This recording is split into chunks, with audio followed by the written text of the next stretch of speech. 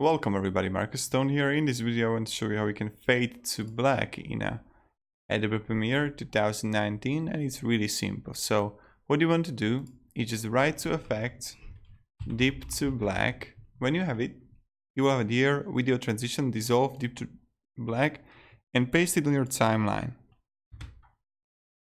Voila, here you got it, but you can play with it right now.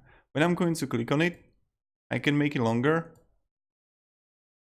like that, or I can put it on a start at the cut,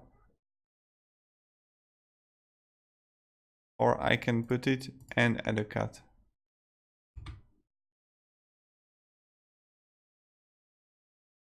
So that's about it. Hope you enjoyed this video. Then you just want to delete, or you can even play with it as much as you want. Yep, that's about it. Thank you very much everybody. Have a great one and goodbye.